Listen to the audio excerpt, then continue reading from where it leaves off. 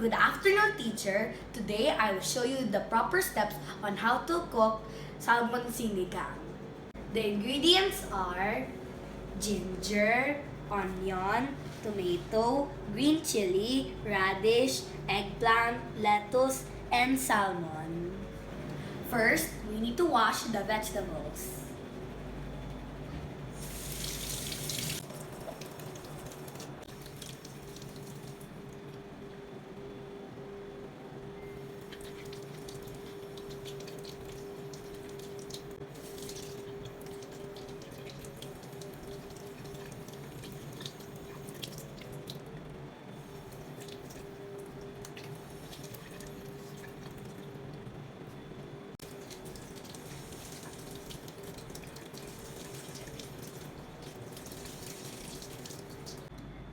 Now, I'm going to wash the salmon.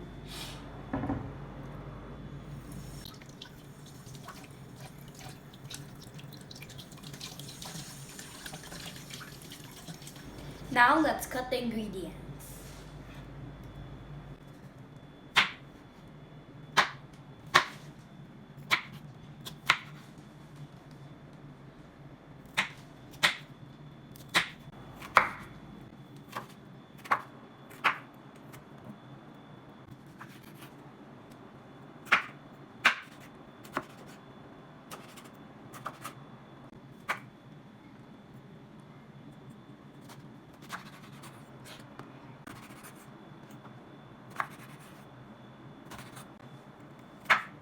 Now, we will start cooking the salmon sinigang.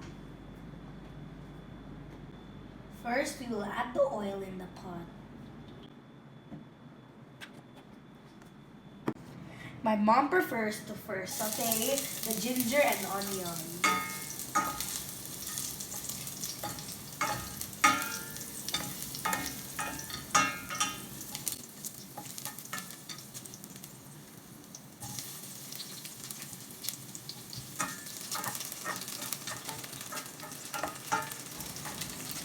Keep stirring until you smell the aroma of the onion and ginger.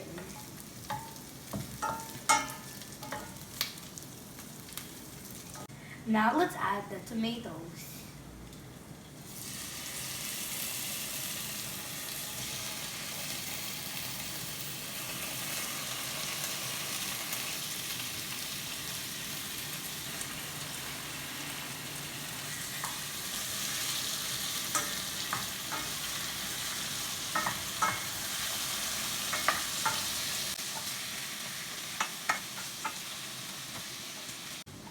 Keep stirring.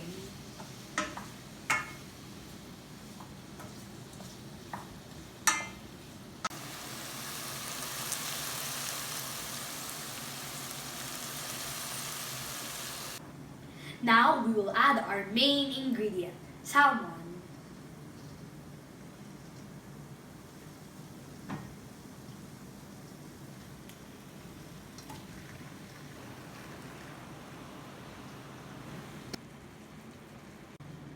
Now we're adding fish sauce.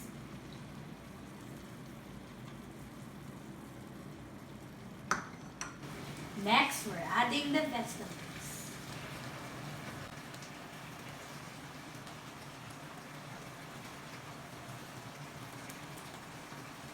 Now that we added the vegetables, we will now add 2 cups of water.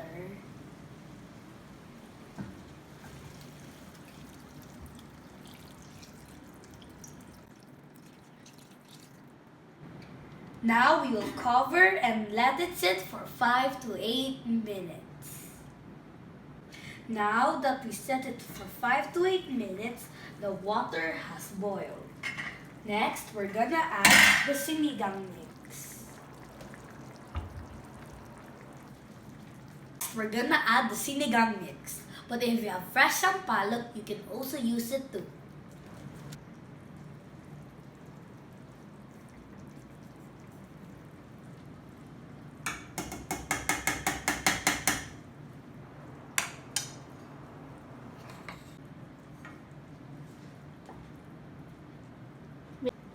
Now we're gonna stir it for a little bit and we're gonna cover it again for 5 minutes.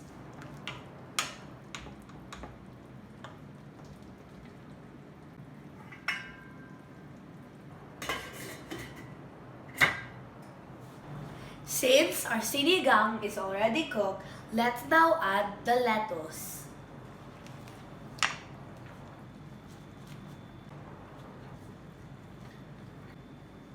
Now, this is the last part.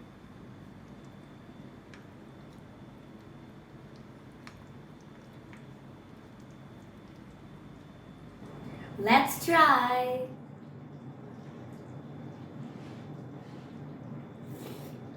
It's yummy.